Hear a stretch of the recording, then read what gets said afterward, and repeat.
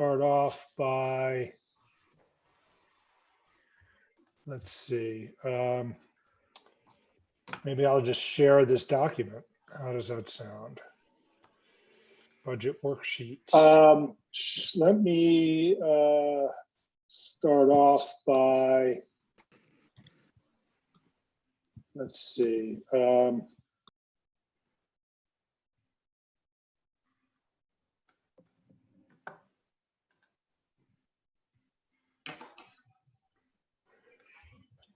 Was that you, Cliff? No, I wasn't sure. I wasn't sure who was just talking. Maybe we should say, listen, if we lose control of this Zoom meeting, we'll close it and then reconvene in another way. I don't know who that was who was talking. That wasn't you, Mike? It was a male voice, but you didn't look like you were talking. So, okay, makes me think that I wondered what was going on. Anyway, here is the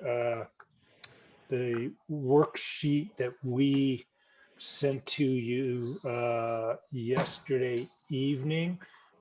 Piper has been working on this really hard, and I really appreciate her hard work on this. That's why you got it kind of late, but in any case, here it is. We did manage to do a couple of things I think that are really important, and I'll point them out. My annotation function doesn't work perfectly well. There's one of the devices works and one of them doesn't, so I'll just try to do it this way. So here are the property taxes, as you can see, the assumption being we held them constant from the current year. We do see currently a small increase in our assessments, but we're not sure what the assessor is going to do in the context of this coming year. So we decided that the more conservative thing to do is to leave that alone. On sales tax, we made a assumption, and the assumption was documented in the associated spreadsheet that you all saw. And on that associated spreadsheet, what we did was we assumed from July to October 2020, 10% of the revenue of our 3-year average, our past 3-year average. And then we assumed from November through June. I think, Piper, this document looks to me like it assumes, it says in the spreadsheet 75%, but I think we assumed 80%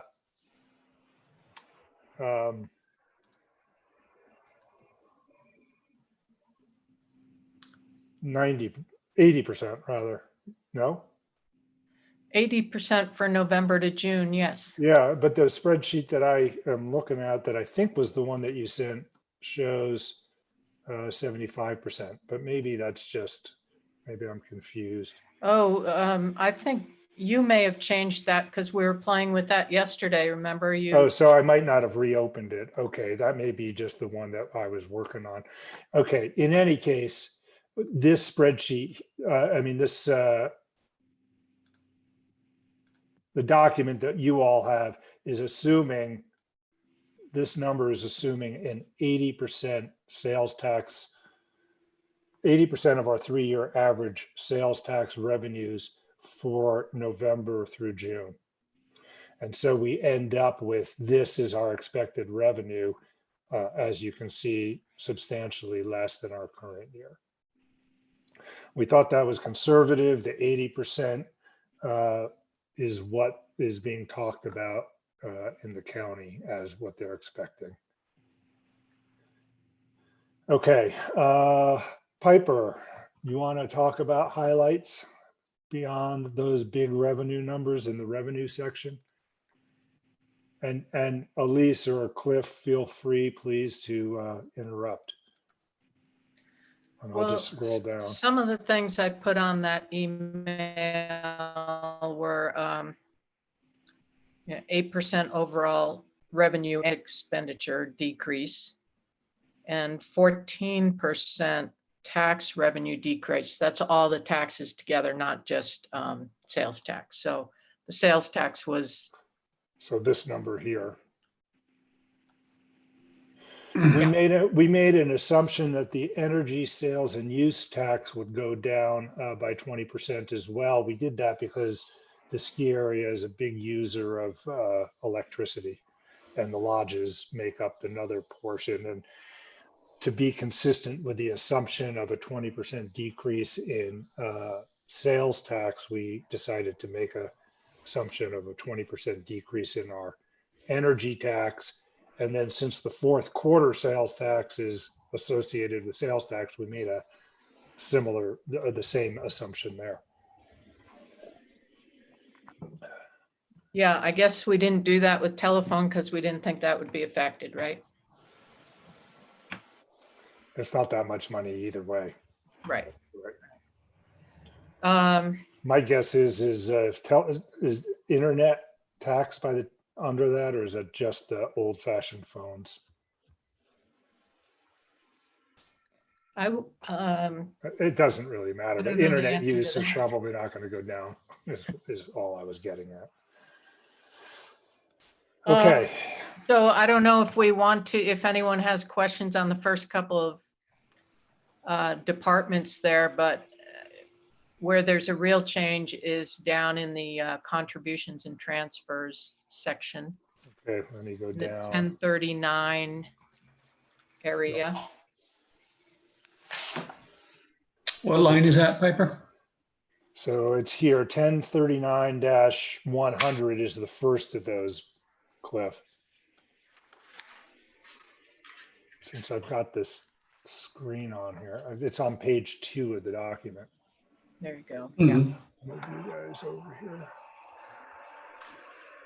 Yeah, so the last year, you know, when you have a budget that doesn't balance, there's a place then that you can put a filler in. And last year that was 50, that was on 1039-200, use of unreserved fund balance, which we put in last year, 57,000. This year, that's under $1,952. So I think we see where all our revenues are coming from, and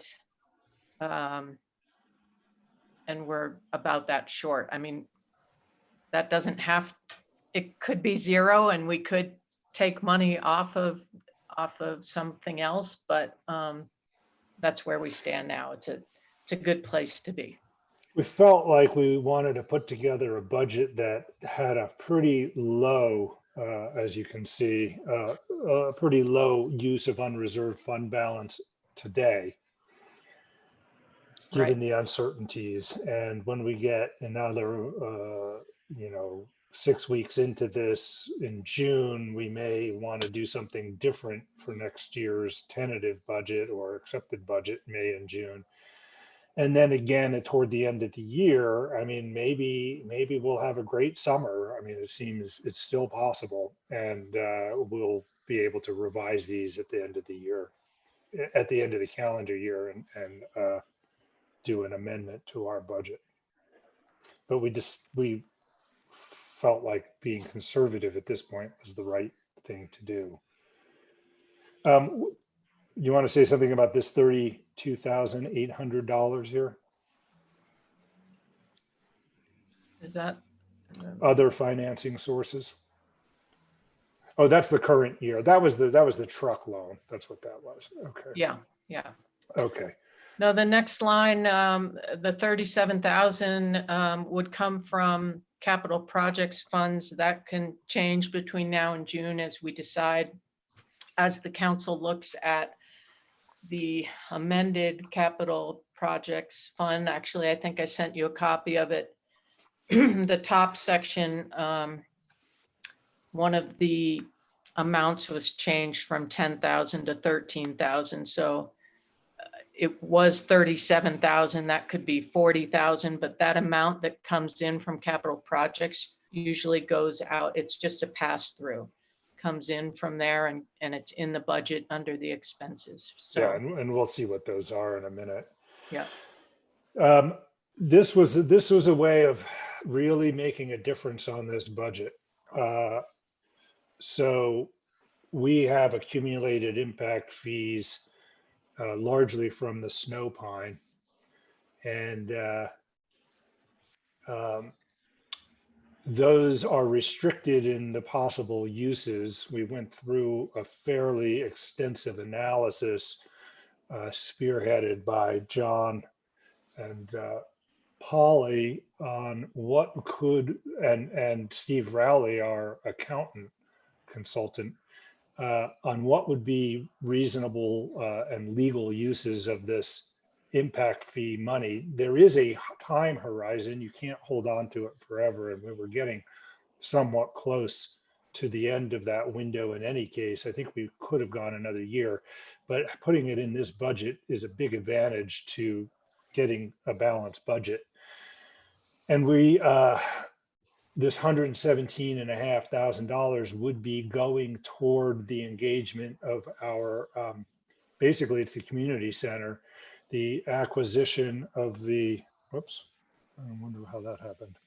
The acquisition of the land cost us something a few years ago, and the feasibility study had $75,000 in it from in the capital projects budget already. And so what we plan to do is use the impact fund money for those projects. To reimburse us for the first, and to spend and essentially reimburse and have the money for the second coming out of the impact. Yep, and then there was a small amount to reimburse us for transportation and commercial core projects or studies. That pretty much taps. I can't remember, Piper, or is John on this call? Yeah, you're here. I believe that's all of the impact fund money. Is that correct? There might be 5,000 or so left. Okay, so there's a little bit. The other thing that we decided to do was that the sewer enterprise fund has this size debt to the general fund and has a fairly robust savings account.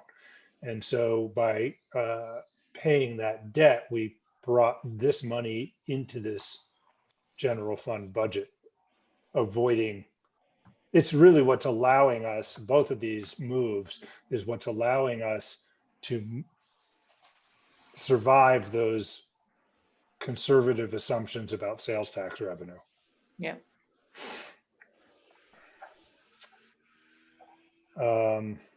Now we get into the costs, the expenses. There's not much action on the rest of this page except this item for the salaries and wages is in this budget at the same level as the current year. That is to say, no cost of living adjustment, no merit raise. That's consistent with the rest of the municipalities in the county. We thought that was an important move today. I'm not happy about having to do that,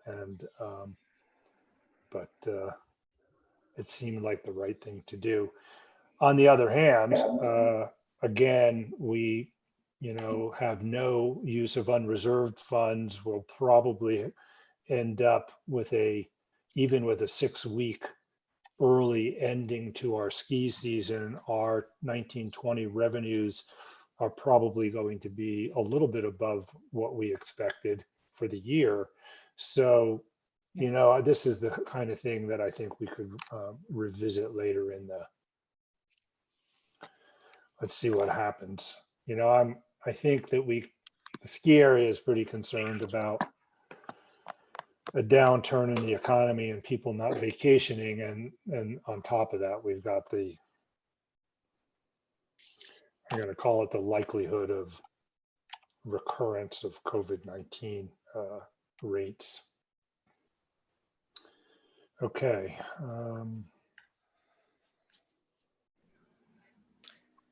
We also, across the departments, made cuts in most of the legal fees by a Yeah. little bit. Yeah, we lowered those.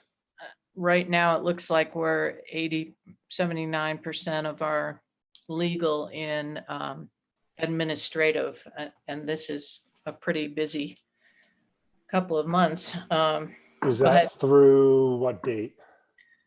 through, yes, a couple of days. Yeah, right. Let's see, Jen just paid a bill, and I think that might have been through the first week of April. Okay, good. So we've been invoiced. Yeah, I mean, we've actually, with all of this, we've had meetings well, we're not doing them every day right now. We're down to we moved it down to twice a week, but for the first, month of all of this situation with COVID-19, we were meeting close to every day in the afternoon, and most of those meetings, which lasted for about an hour or an hour and a half, involved having our lawyer on the call, Yeah. which was unusual, obviously. Okay. So nothing of great note here up until right here, this 17,000. That is the new roof membrane, which we budgeted for last year on the town office, which has gone beyond its predicted lifetime Yep. of 15 years, 20 years. I thought it was 20. 15 to 20 is what we expected to get out of those, and we got bids on it. But similar to the parking lot, we didn't get it done. So we know where to start, and that should be pretty easy to roll out. We don't Just have have any. to wait We don't for all have any that snow to leaks. melt. Yeah, right. We don't have leaks so far, Yeah. knock on wood, but it's better to do this before we do. So, Right. especially with new paint and new carpet. Yeah. Right. Okay. And then as we're going down here, it's kind of a good reference. If you look over to the far right, it's showing you on that bottom line of each total of the percentage that we were from last year's budget. So Yeah, you can see, for example, here, this is a little lower. Something to note here is the Central Wasatch Commission Budget Committee meeting that I attended. Did we talk about this at our last budget committee meeting? I don't think so. I think it was right before I went to talk to the yeah, Central I Wasatch think Committee. you I'm not talked looking at about my the calendar. possibility of it. Yeah. Yeah. So anyway, the Central Wasatch Commission will not be requesting $15,000 from us. They will be requesting 90% of our past year's contribution, which is what we put in. That, of course, is something that is elective. Although I think it's a good thing to continue to participate. Okay.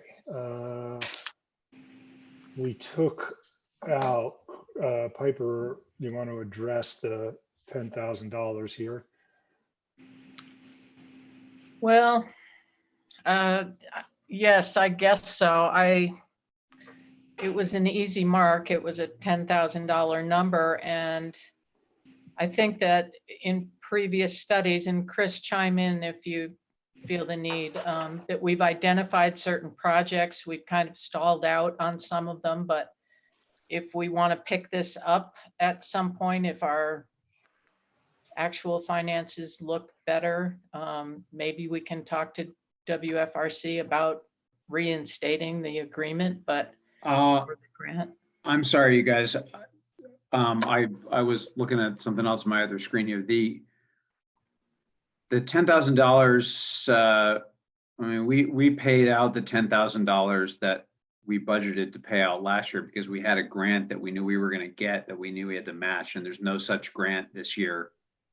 Okay, Ah, So if we have money to spend, if we identify a grant we need to match and we have money to do that, then we could put it in, later. it's transportation related. Okay. yeah. Okay, good. Okay, so the reason was that there wasn't a grant that we wanted to try to Yeah. match.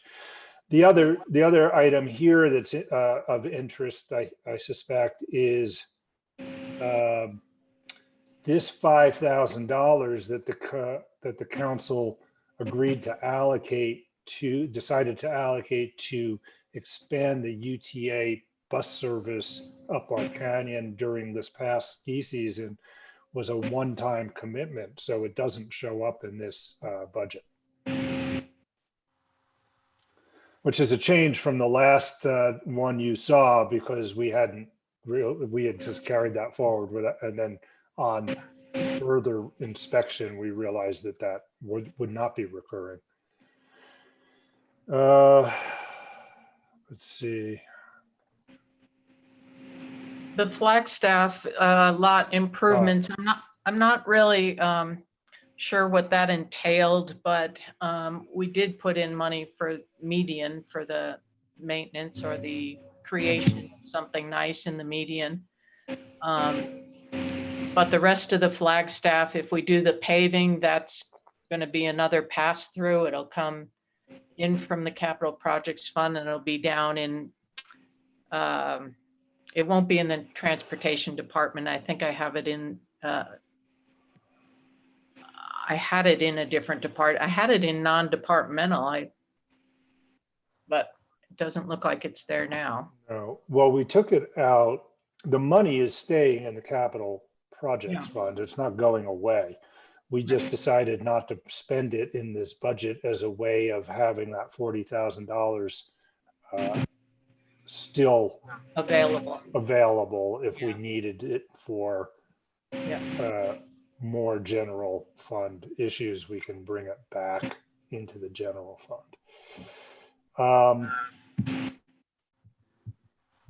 This $4,000 didn't exist before. Is this coming out of a different category now? Well, this whole 1051 is a new category. Okay. Because it's supposed to relate to our fourth quarter tax revenue. Okay, It doesn't add up to that now, but right. I'm not sure what to do with that. I'm not sure what that amount will be, the fourth quarter tax, so. Any chance we could use the fourth quarter tax to pay for the Central Wasatch Commission? Because, I mean, their main focus right now is transportation.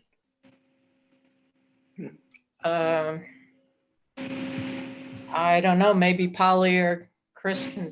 Yeah, well, we can ask Polly that question. It's not really pertinent at this very moment, but anyway, it would make a big dent in that money. Yeah. Okay, let's see. Police department. What sticks out here?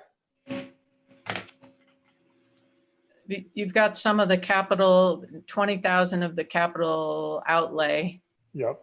in this year's budget. That's for a phone system and a couple of cameras, or 3 cameras maybe, so. Mike, would you chime in and remind the committee why those are good ideas? Yeah, with the phone system, that also goes along with our RevCord recording device up in dispatch. We're required to record and document all incoming telephone and radio traffic.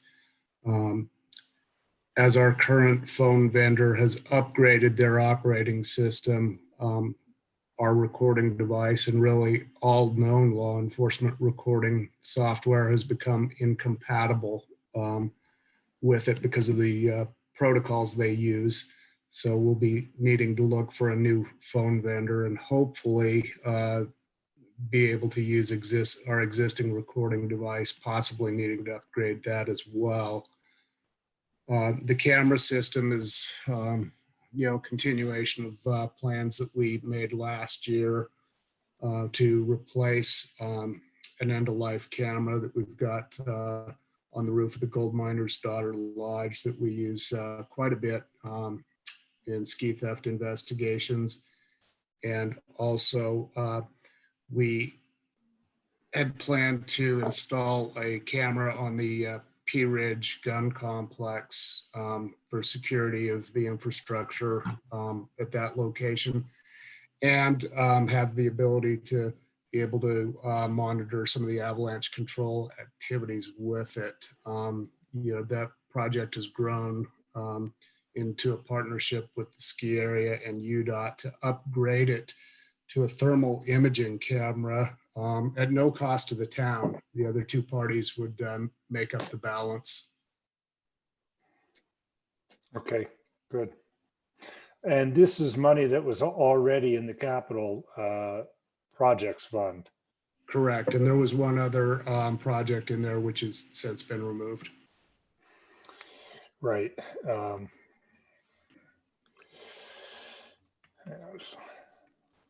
Which one is that you're referring to, Mike? The evidence room, mezzanine, and the firehouse. Okay, so it's not in the active plan, but it still does have a section in the plan, so, Right. okay.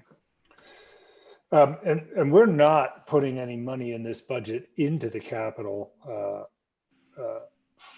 projects fund. I think that we'll see how we do. And again, that's the kind of thing we can do later.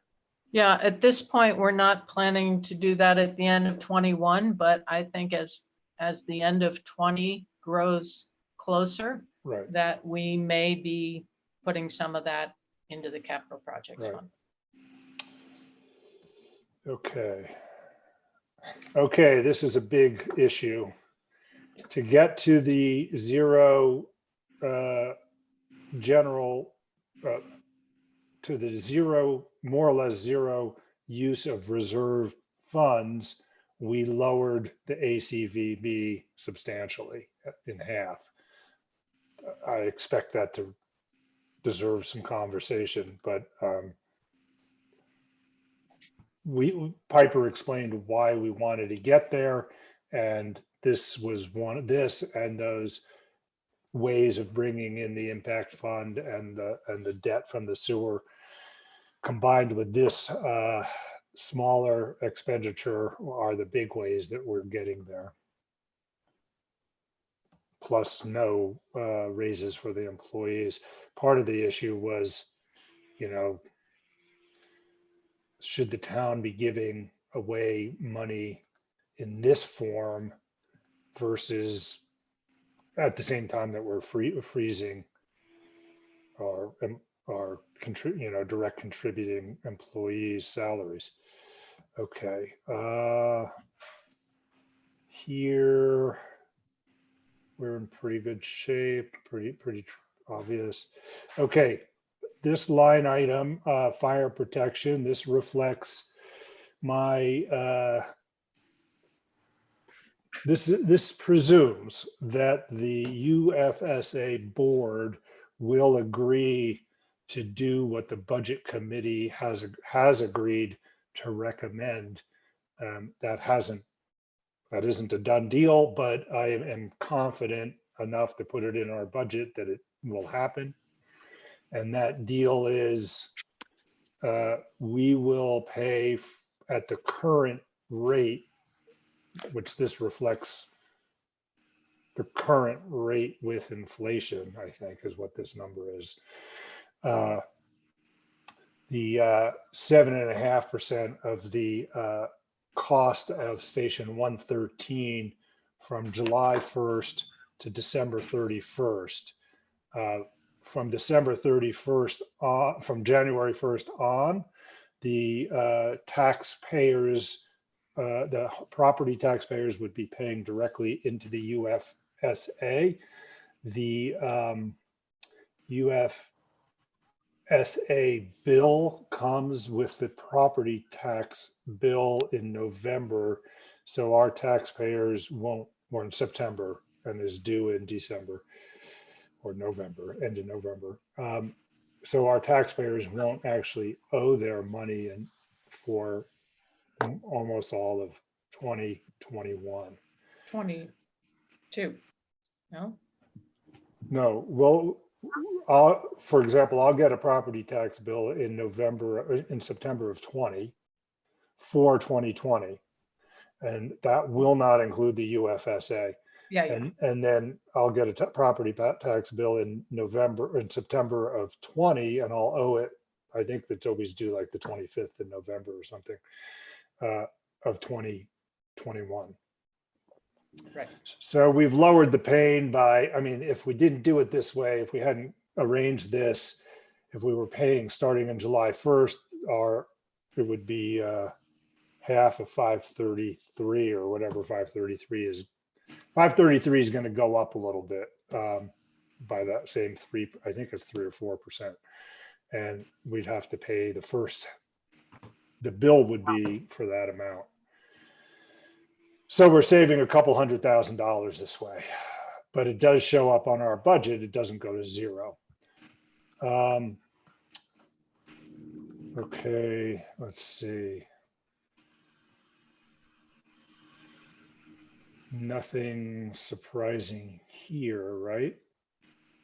We did lower these two, but a bunch, but So based that's on only our because actual. our current budget has 2 years worth. Okay, Next year's budget, we're back to the one. okay. I'd forgotten year. why that was. Okay.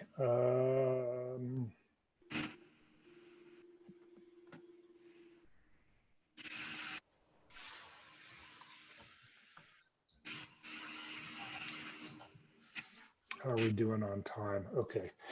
Let's see. We lowered the GIS. We kind of took that out of the budget. So we'll just defer that project. GIS, we increased because Oh, Chris can 150, speak to right, the right. project about updating our data and also replacing the computer down there. I'm not sure how old that computer is. Chris, do you? That computer was purchased from a Homeland Security grant quite some time ago, and we kind of backed into an upgrade of a variety of Town Alta computers from Windows 7 to Windows 10, and Right. we were that's actually right. able to upgrade the operating system on more computers than we thought we were going to be able to, which saved us some money over just buying new ones, which is what a lot of organizations did when Windows 7 went kaput in January, but the GIS computer was the one that didn't play along. So we think the Need to do GIS that. program is something that Heidi and Laura McKindo built and Claire worked with more than I have. It's something that benefits us during times when we have growth and projects occurring, but it's an asset for us. And these little investments like maintaining the computer and the database to me is better than just letting it all fall into disrepair. So. Yeah. Okay, good. We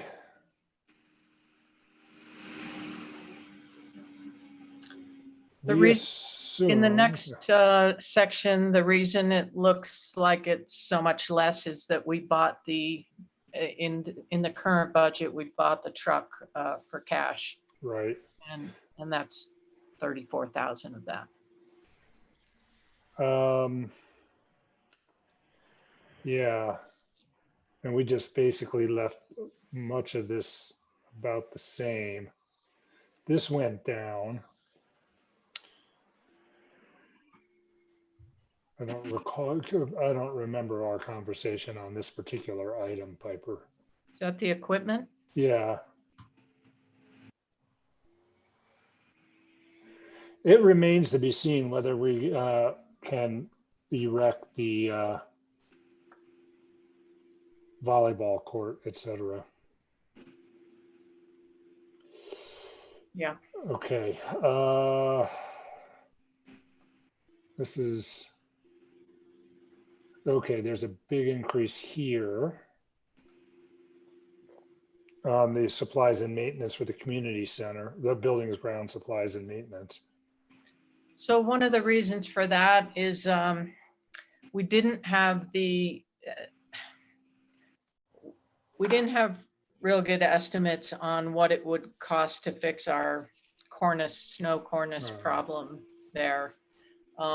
Whether it be realigning the roof or building a ladder to get access to the roof. They're expenses that I'm not sure that we know exactly, but whatever those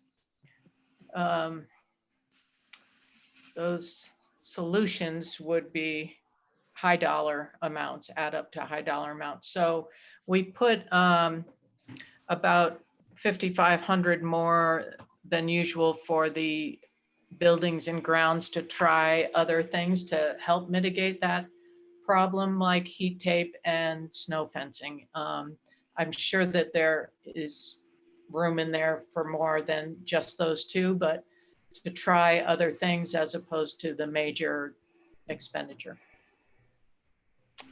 And then this item is the feasibility study. The money's coming out of the capital projects. Yes. Okay. Sorry, it's coming out of impact fee.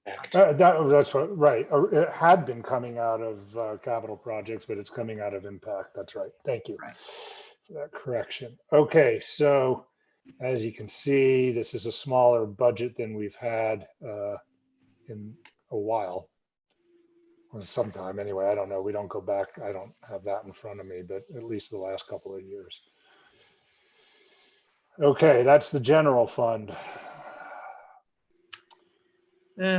I'm afraid that the other funds aren't as, I don't have as full a grasp on them. I think I made a change that you might not have if you go down further to the 4540 numbers, capital projects. I think it shows, yours shows a big number on coming in from the general fund, like that 100,000 number. Does it have that? Is Go this up the- one here? more line or two. Go up. Yep. So there's the end of the general fund. Oh, I thought you pointed out to me that it said 100,000. Maybe I, Here's the transfer to general fund is here, $142,000. right. What's that code? 4590, 540. Right. Yeah, I have that on my fixed one as right now is 37,000. So transfer to general. Yeah, we're transferring that into the general fund to pay for other things. I mean, approved projects. And I need to talk to Steve Rowley about the best way to reflect it in here, but because it is reflected in our general fund as it's coming in is 37 and going out. So I guess it has to be shown on this fund as well Yeah, I would think so. as only Yeah. going out. Right. And some of that's the 20,000. Well, that is, if it's 37 on your sheet, what it would be, Piper, would be the 20 for the police and 17 for the roof. That's correct. And Yes. my guess is that the 75 for the feasibility study is still showing up in here somehow. Right. Yeah.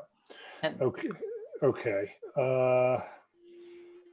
So do you want to talk about these water and sewer? Or you want to leave that for a further conversation? well, we we're can halfway talk through the about meeting. it, but things that are a factor here are the 150,000 water sales. That includes our base water sale rate and not overages, which we are now charging for overages. We did charge before, but we charged in a way that wasn't accurate. It wasn't Right. following what's in our resolution, which says that any overage of a monthly usage is what we should be calculating. And we used to calculate it on just one annual number. Hmm. So we do get, Oh, that's interesting because Mindy Springer said something to me about, oh, we've never paid extra for water. And I was surprised by that answer because we're sometimes pretty busy over there in the wintertime. but you see why now. Now I understand. Yeah. Yeah, yeah. Because it got balanced. It got compensated for in the summer, I imagine. So I believe, I mean, you can see that we've only billed out 75% of our water sales in the actual number there, and that, yeah, that number that you have highlighted. And we're already over that. So our revenues are going to be higher than projected. And so the question is what we're going to do with it, but we really can't tell that until we're closer to the end of the fiscal year. So when we look at this sheet, I was concerned that we aren't, that we don't have enough, that we're not getting enough revenue, but that may not be true. And some of these numbers are a little unclear still. Is that true? I think John might know the answer to that, or maybe you and John have talked about it enough, Piper, that. Well, the I know- expenditures, I'm sorry, the contributions and transfers for this current year are not going to happen. We're not going to get that grant money this Okay. fiscal year. So So they're brought over to the next year, but they're also lowered because we have a more realistic idea on what we're going to get from them and what the costs are going to be in the project. so that's this 170,000. Part of it. That's part of the capital outlay. Yeah. Okay. The And other then- part, Yeah, go ahead, John. Grizzly. The Grizzly Gulch line. Oh, yeah, right. And so the story behind that, Cliff, Elise, Margaret, is that, we put in that 4-inch line in the trench. Correct me when I make a mistake here, John. In the trench that the Stronce Estate was building, did use to put their water line in. And the original estimate was 40-something thousand dollars. And then and I never understood where they came up with that number. And I was balking at the number because I didn't feel like they had, for example, they had not documented the marginal cost of including our line. They just made something up, it seemed to me. And I didn't pay it. Well, I didn't want to pay it. We didn't get invoiced for a long time. And now the money that they say, the cost overrun is what? It's like 200% is what they're asking us. Yeah, now it's like $138,000. 300%. And it's just, I don't know how much of that is in this budget. What did we budget for that? 80. 80. Yeah. But I am in conversation today, again, in fact, at 4:30, John and I are meeting with Parsons Bailey to talk about, what are our options there. I have offered the Stronce Estate to pay the 45 from the original invoice and be done with it, even though I never had a whole lot of confidence in that number, just on the thought that they would accept that because it was the original number, even though I had objected to it back then, and they still haven't provided a good justification. So we may have a little bit of a fight on our hands depending on, anyway, so we're hoping we don't spend that much money. This 32,000 has to do with the media for the antimony media. Yeah, and so I'm pretty sure that when we get a better idea on what our excess is for this year, that 30,000 will be able to come out of this year's Revenues, budget. yeah. We'll put it in reserve for that. Okay, good. Sewer. And I'll also throw in, we may be able to make bigger debt service payment too, depending on what that excess is. from the water, right? Okay. Let's see, sewer fund. Is there something we need to talk about here? This is a big negative number at the bottom here. But that doesn't seem right. Here's the difference. Yeah, right Right, now, this has to do with the water that we were just talking about, but here's the negative on the sewer. yeah, actually, the big number below that is, it's all the funds together. So it's Right. not anything in the general fund, but it Right. includes capital projects. Okay, Okay. okay, But so this one is low now, but I believe that we're also going to have an excess in the sewer fund when we get to the end of the fiscal year. And so that number can go into a reserve to supplement. yeah. I don't think this is exactly the year to, especially with the UFSA stuff coming soon. I'm not particularly interested in raising sewer and water rates, although I do think these enterprises should operate as they should as enterprises and meet their costs. And there will be a Okay. time to address that because Jen and I are identifying things that are not included, that the sewer and water funds are not paying their fair share of. For instance, the administrative cost in billing Right. and the maintenance service contracts for the Cassell modules, a percentage. Right. Is the new utility module, is that meant to be that's for the water, right? That ought to come out of the water budget if we were to buy I think it. it would be split between 3 departments. Okay. All right, let me go back up to the end of the general fund pages and open it up. Cliff, Elise, Sure. Thank you. How much do we have in the bank in unreserved funds? At this moment, we're at a very rich place in the year and we're 900,000.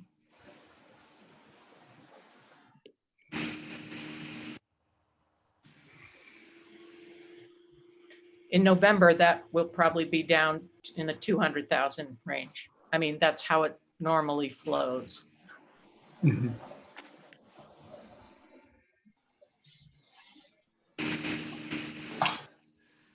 Have we, I'll just add a footnote, Cliff. Sometimes we get close to our statutory maximum in that account because of the cyclical, the sine wave nature of our revenue year.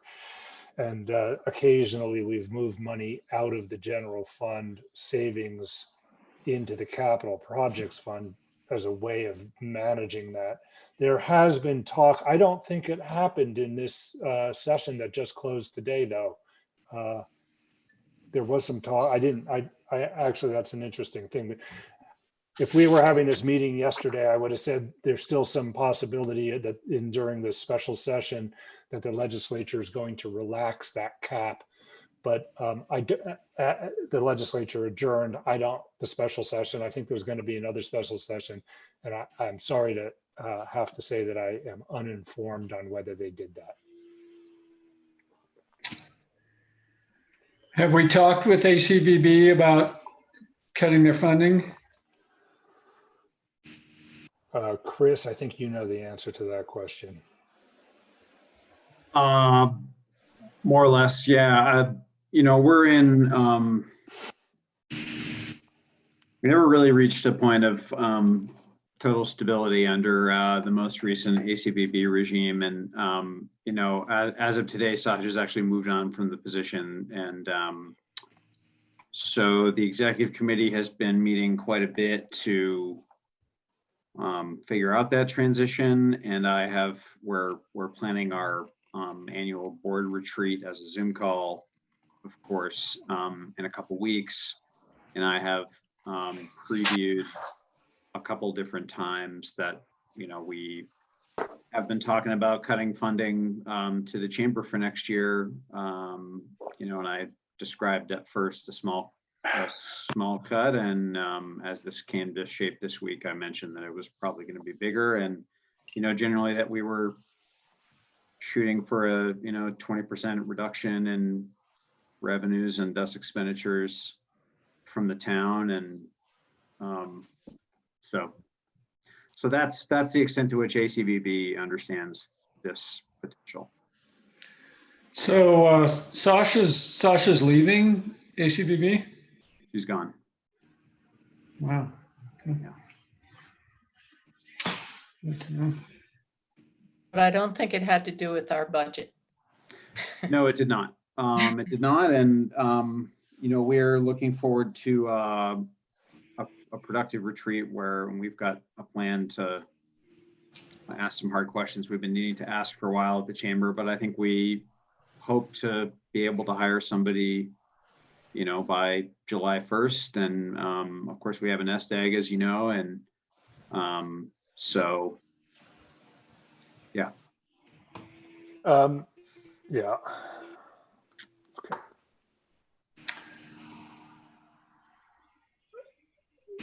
Cost of living is an important one. I Yeah. think with the town staff being asked to do more than ever, I certainly appreciate the reasons why the budget has been put together this way, but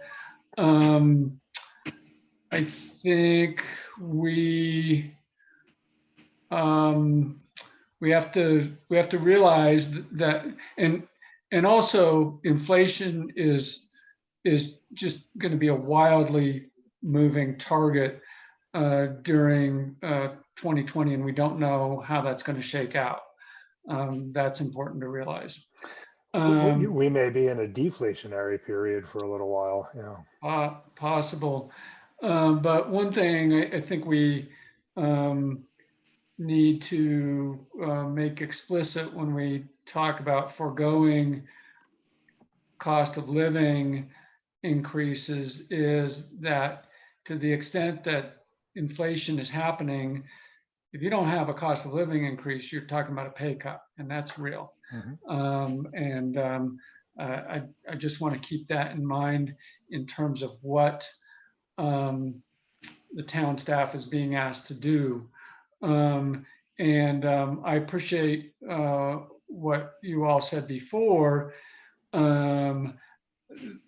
Now more than ever, we can put together a budget with the expectation that we're going to have to see how the next 6 to 8 months play out, and then expect that we're going to change it.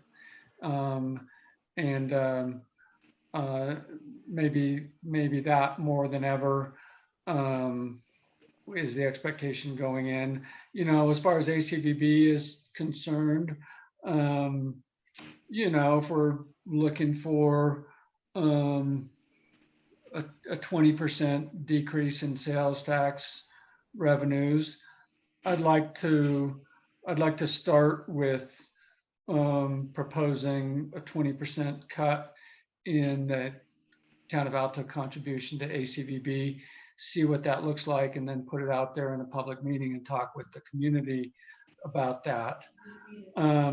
The other big one that is important to me is that any savings, well, it doesn't matter what's important to me, it's what's important to our community, I think, is that any savings that we realize from our budget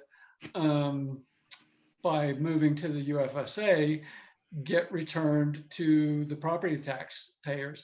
I don't want to use that transition as an opportunity to just grow our budget. And I think naturally this comes at the same time as we're facing a lot of uncertainty in the coming year. But want to keep our eye on that ball. And then the other aspect of that is that the two revenue sources, expenditure areas, and the years are offset by 6 months. And so there's an adjustment that has to be made there. But when we turn the corner into 2021, the bottom line is from January through June of 21, the town of Alta is going to save about $78,000 in UFA contract costs. And I am going to advocate that that money is effectively returned to the property taxpayers. And then it'll happen in full in the following fiscal year 21-22. So I really appreciate what you said about the staff. Those were not easy conversations to have over the last week, as I'm sure you in your role have experienced similar difficult conversations over in the business side of things. And I really appreciated the staff's understanding of why we were putting together a budget that had that nature. One thing that we did talk about is if there is going to be more money toward the staff, we could put it into this budget if we want to currently in the bonus category and expect to pay it out in the spring if in fact we had it. We can also just amend the budget part of the way through. Well, but on bonuses, Harris, didn't we move last year to make bonuses a separate line item?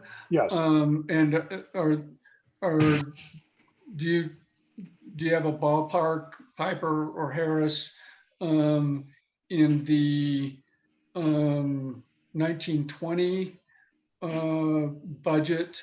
What do we have for bonuses? Yeah, it was 15,000 in 2 departments, and then maybe another 1,000 across some other departments. I'm sorry, Piper, we got cut off. What was that total? 17,000. 17,000. I mean, I think that's where it's a given that when you get hit with a disaster, bonuses don't get paid. That's what we've done over here on the other side of the road, as well as suspending paid vacations. Those vacation days are still in the accounts, but nobody's taking them right now. But it's just a question, Cliff, that getting the money to the staff, if we want to get it to them in a way that doesn't build a base for a percentage increase the following year. But that's all I was thinking. It is in my mind the say that $1,000 bonus and $1,000 in salary are basically experienced the same by the individual, although one has implications for the future and one doesn't. Exactly. But I'm happy to call it whatever, and we can do it whichever way we want.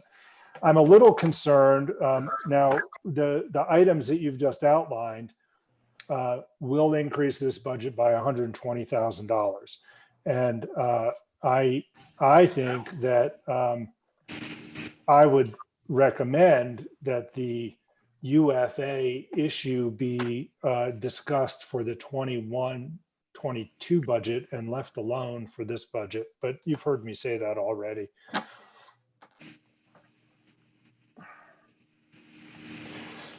Elise, do you want to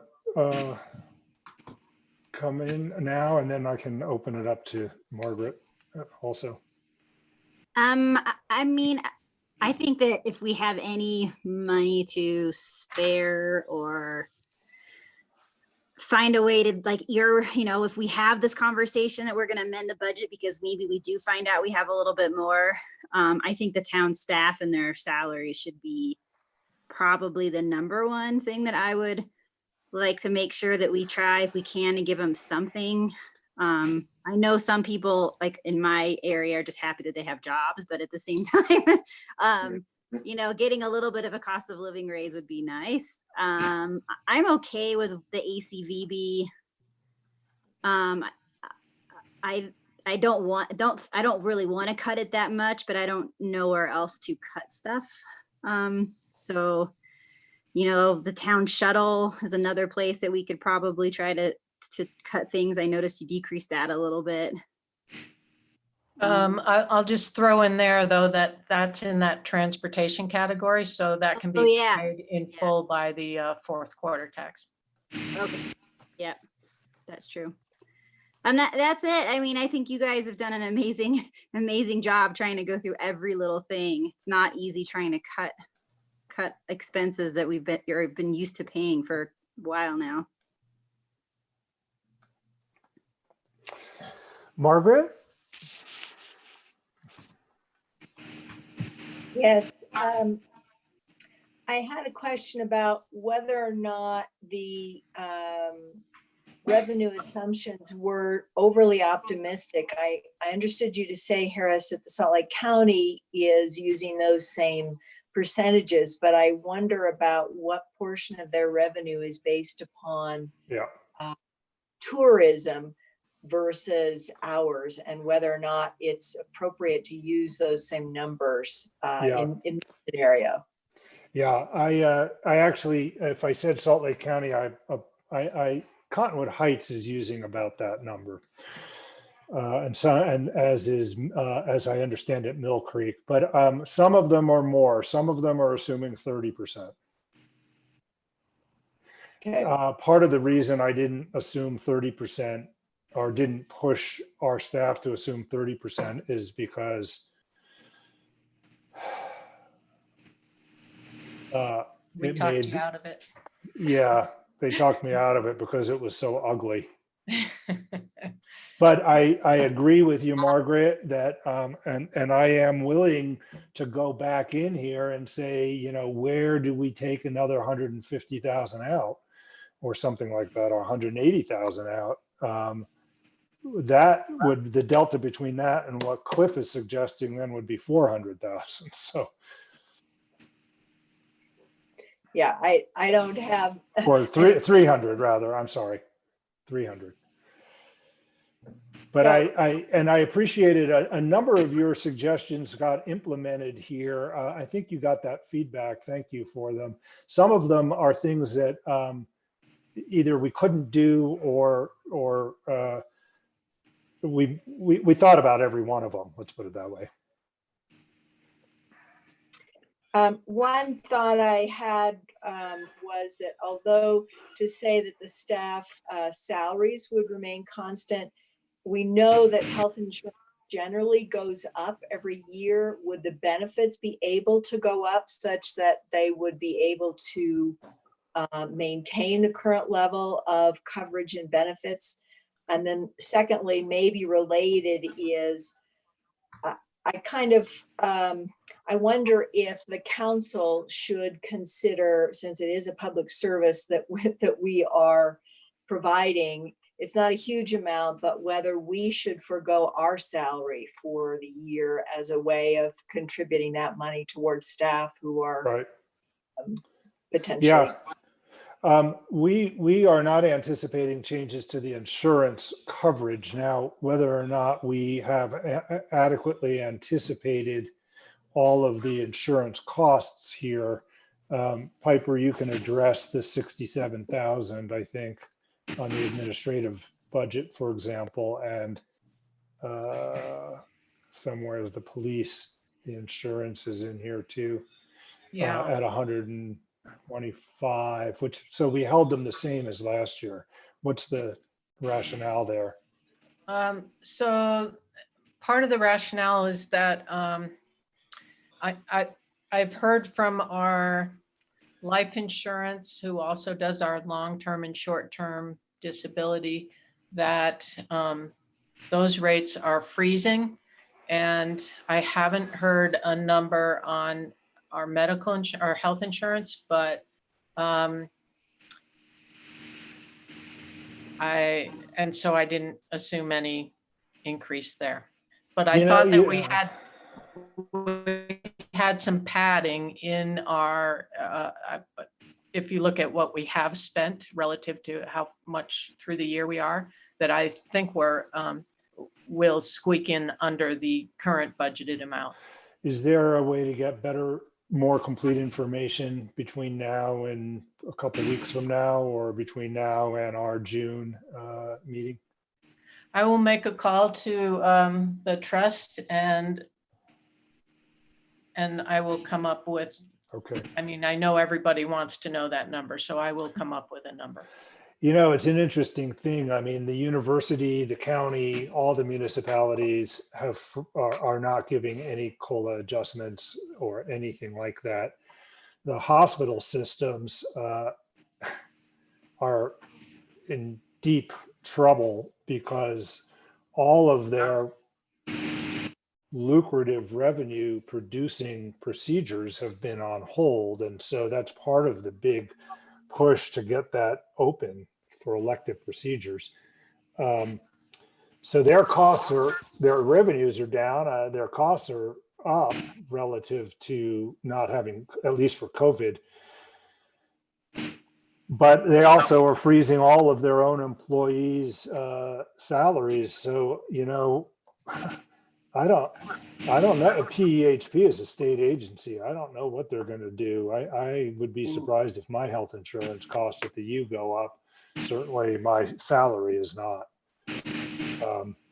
So that was an unpleasant conversation with the dean when he announced that to the faculty. But like Elise said, it's as faculty members anyway, it's hard for me to say that at least we have a job. A lot of people don't. But now, as far as the the legislative budget goes, Margaret, I suggested taking that $18,000 out and the staff resisted it. Well, couldn't we override the staff? We have you outnumbered. We're not going to take your money for our salaries.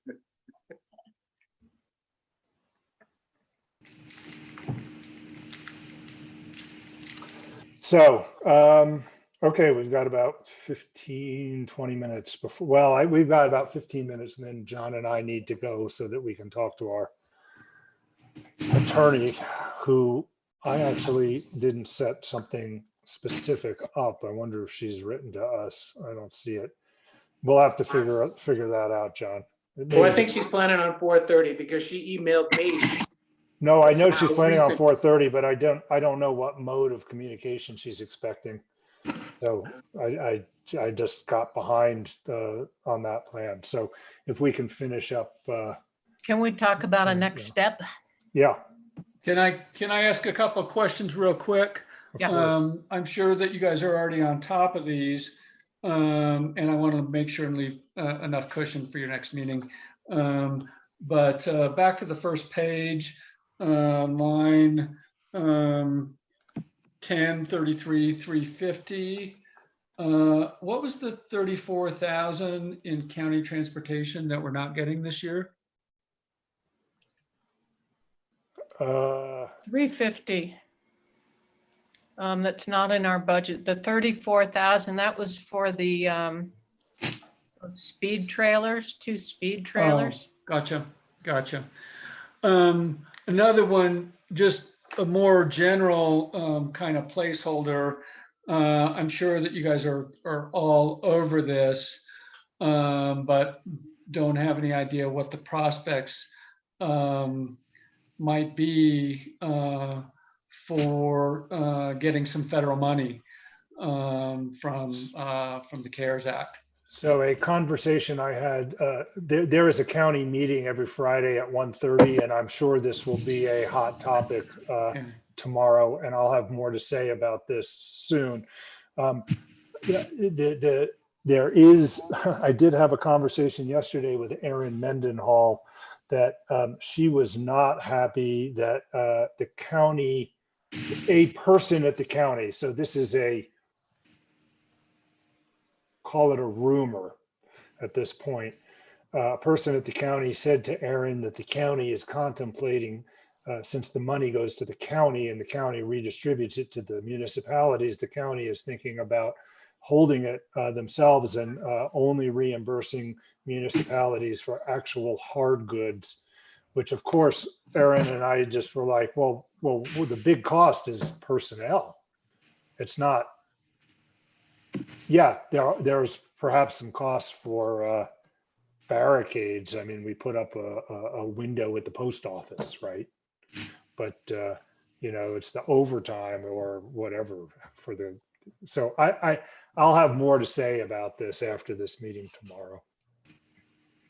Cool. It doesn't sound like we should be holding our breath. Yeah. Certainly, Those we're are my not going questions. to, there doesn't seem to be any indication that they're going to make up sales tax losses. Right.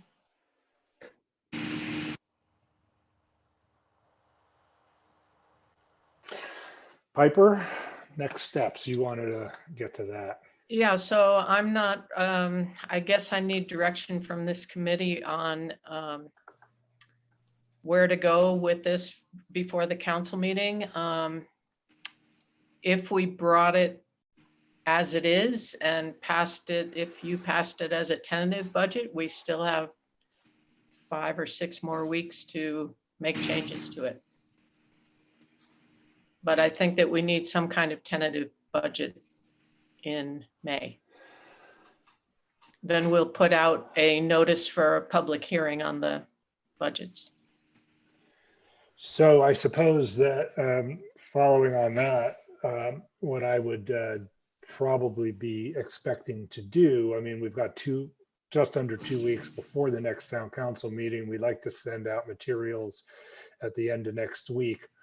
So I think that the choice for the committee is either to meet again next week after but it would be nice to get some specific recommendations about how you want to handle things today. Or we will we'll go through this again, and if we made any changes, they'd be small and kind of refinements, and send it to the. I guess I can't remember our process. Is the committee formal enough that we need a vote from the committee to recommend a budget to the council? I don't recall what we do. We don't usually take a vote. I don't think we do come to an that, yeah. understanding and present Yeah. it to the council. So I mean, one thing I could propose is that we adjourn this meeting in the next few minutes. Think about it a little bit. We'll survey the committee members about whether you're ready to for this to go to the whole council next at the next town council meeting. Does that seem like a reasonable next step?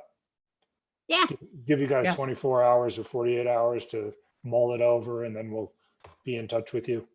Yeah, and if there are specific recommendations, let me know that, and I can bring it to Yeah. the staff. The- We do have more than weekly discussions on the budget, so we can Yeah. talk about it. Yeah, and one of the things about this situation these days is staying in that. It feels like I'm busy all the time, but I'm also available all the time. There's just like no escaping.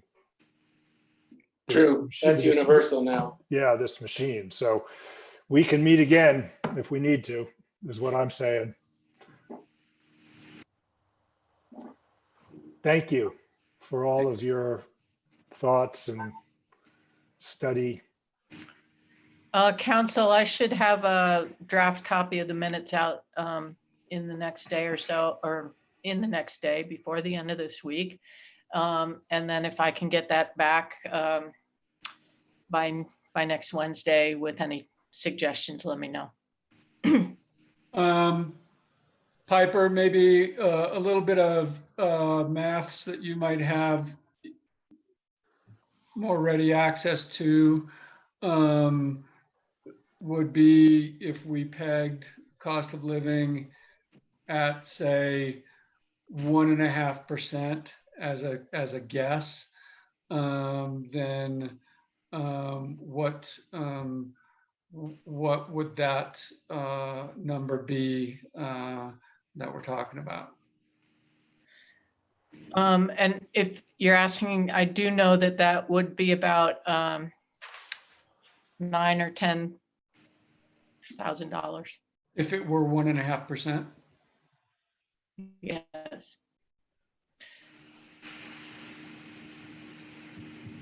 Okay. Okay.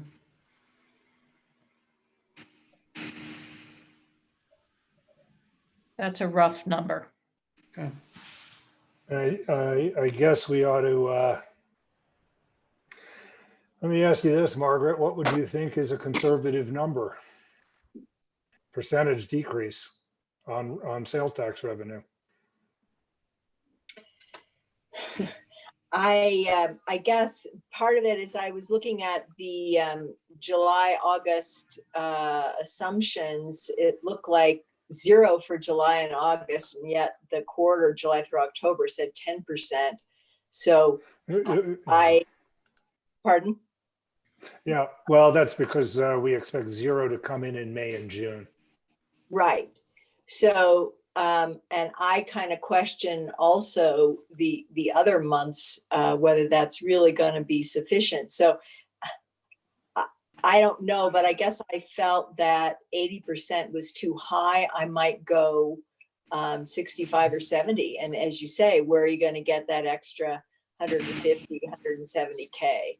So it just, if there was some basis and your comment that this was the number that was being used by Cottonwood Heights and other municipalities, maybe it makes sense if we are comparable with them. And I don't know that we are.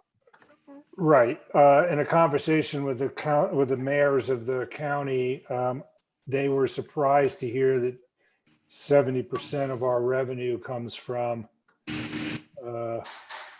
sales tax. I'm looking to see, hang on a second. Somewhere I had, I can't remember who sent it to me. Did you guys, did I send you the spreadsheet with the projections from the county?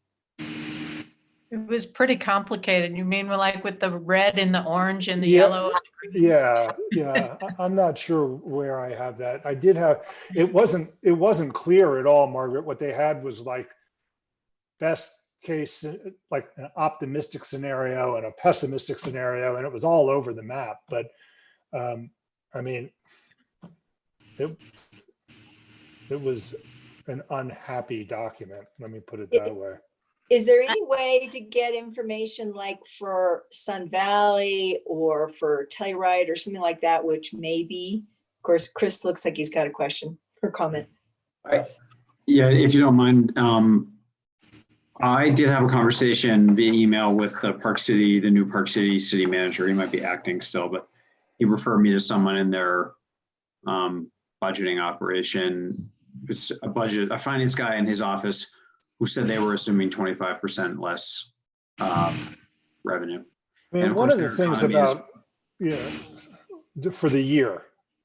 Yeah, for next fiscal year. And their economy, their revenues are much more balanced seasonally, and their economy is more balanced. Right. And so that was kind of part of what was supporting that decision in this, besides not wanting to freak everybody out. But is that, there's a possibility here that this is not going to be a big deal to us, that really what we lost was 6 weeks of the season in a good season, because we have so much less revenue in the summer. I mean, if we were Park City or Aspen or Jackson, their summer revenue is a huge portion of their annual revenue.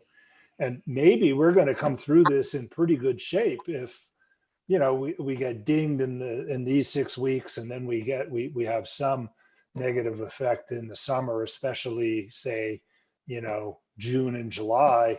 But maybe the fall and the winter turn out to be pretty good, and it's just really hard to know. So I would tell you that, you know, in previous years, the ski area has sold season passes with a deadline in September. Yeah. 2 years ago, they started moved it selling out, yeah. early. Last year, there was a deadline in June, and there was a deadline, I can't remember if it was sometime in early September and another one in November. That June one was like the biggest point of season pass sales. And I believe like we're still hoping to start season pass sales sometime in May. So hopefully things, you know, that may not change. Hopefully we still get the same or similar. If there is a deadline, it gets pushed back. So if Mike decides to not do a June deadline and he pushes the deadline back on season passes to maybe say September again, that'll change how the revenue is going to come in the past couple of years, because that is a big chunk of the ski area's revenue Yeah. that we as a town get sales tax on. So it's just something to think about. Like I said, I think the skier is hoping to start season pass sales, but I haven't heard deadlines. So that will change some things. What's interesting about that money is that we don't actually get that on our budget. You don't, yeah, you know what? You don't claim, that's right. You guys don't get it until the skiers start skiing. It gets claimed as a sale then. Right. So, Yeah. so that shows up in the November. So never mind. Yeah. Okay. Yeah. I did look into that issue. Well, just looking at the last 3 years, 1920 is significantly higher than the previous 2 years. Yeah, because last year was the first year the ski area started staggering season pass sales. But yeah, like you said, maybe we don't get sales tax on those until the skiers start skiing. I can't remember how it's done. Well, I'm not finding that it's in I have it somewhere, but I'm not sorry. I don't have, I don't know where it is at the moment. So I'll try and find the county, but I'll know more tomorrow anyway. I'm sure this issue is going to come up, what assumptions people are making. All right, John and I better get going. Okay, thank you. Okay, Yes, thanks everybody. thank you Bye. very much. Thanks, bye.